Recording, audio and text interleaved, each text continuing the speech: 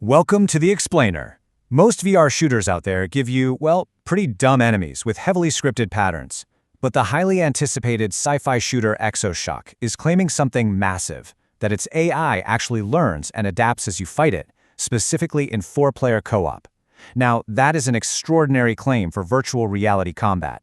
So today, we're cutting through the developer updates, the previews, and the community debates to test it against the evidence. Let's get right into it. Look, if you play VR shooters, you already know the drill. Most of them drop you into the action with these arcade-style cannon fodder enemies. They've got strictly scripted patterns practically sprinting straight down your sights.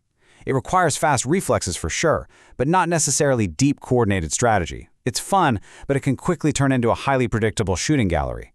EXOSHOCK is trying to completely shatter that mold by promising a battlefield that actively responds to your squad's decisions.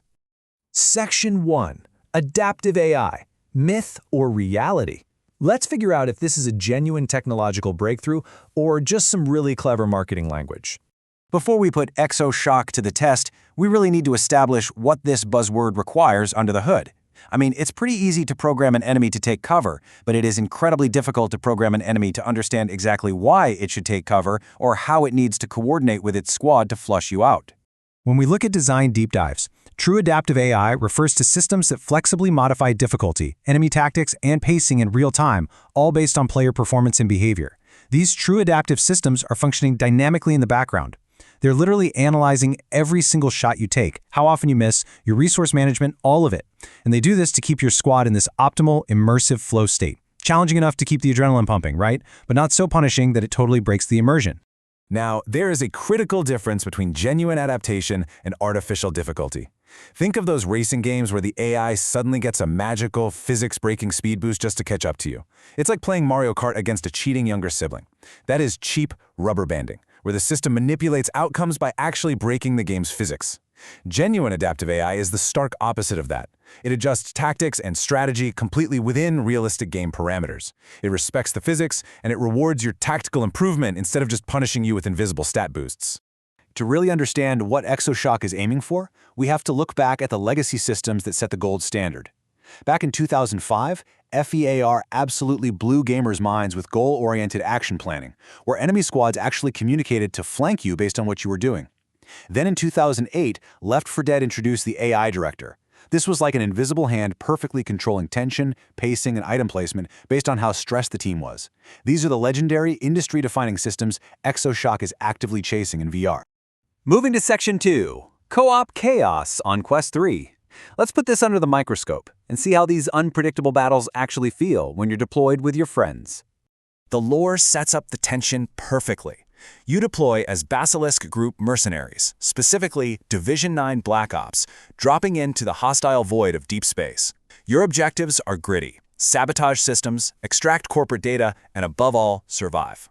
But the absolute second those dropship doors open, you're in a live war zone. AI hostiles are actively analyzing your movements to box you in.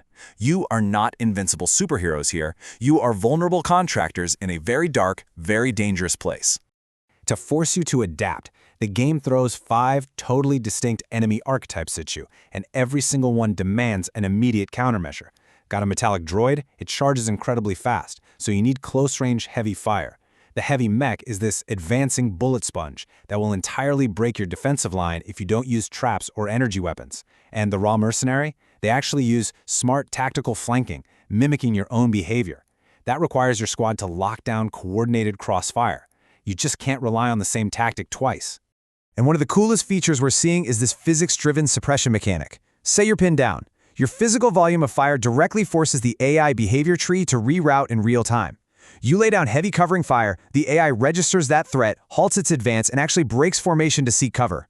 Suddenly, your squad can exploit those newly opened flanking routes. Your bullets aren't just doing damage, they are an active, real-time tool for battlefield control. Section 3. The VR shooter ecosystem. Where exactly does EXOSHOCK sit relative to established hits like Contractors, Pavlov, or Population 1? What makes it different? Honestly, it comes down to pacing and clarity. Standard run-and-gun VR games lean heavy into sensory overload, overwhelming visual effects, non-stop sprinting, twitch reflexes. EXOSHOCK pivots completely away from that arcade chaos. It's aiming for deliberate, tactical readability. As previews have pointed out, the game features incredibly clear silhouettes and demands deliberate team spacing. It literally turns your visual awareness into your primary survival skill. Miss a detail in the dark, and your whole squad might pay the price. Now, to pull this off, the developers had to make a really tough hardware decision. They completely abandoned Quest 2 support. By moving exclusively to newer hardware like the Quest 3, Quest 3S, and PC VR, they could allocate maximum processing power away from older mobile chips and pour it straight into advanced AI pathfinding, Unreal Engine 5 physics, and dynamic lighting. The complex AI absolutely demands that processing overhead to work. All right, Section 4. Does adaptation equal replayability? If the AI genuinely evolves, does that solve the VR genre's notorious longevity problem, or does the novelty just wear off?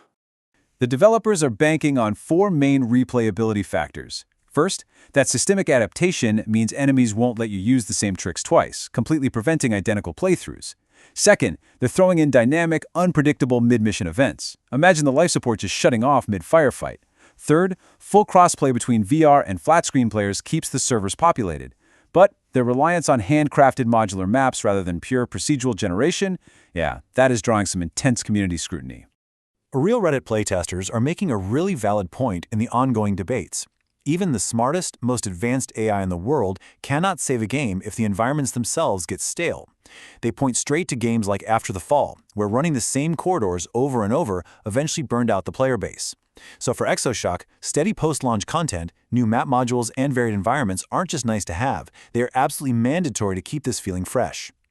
Section 5. Breakthrough or just a buzzword? Let's pull everything together and deliver a verdict on our original question. Based on the extensive evidence from the Founders Edition and looking under the hood at the game engine, the verdict is incredibly promising. EXOSHOCK genuinely delivers systemic adaptation.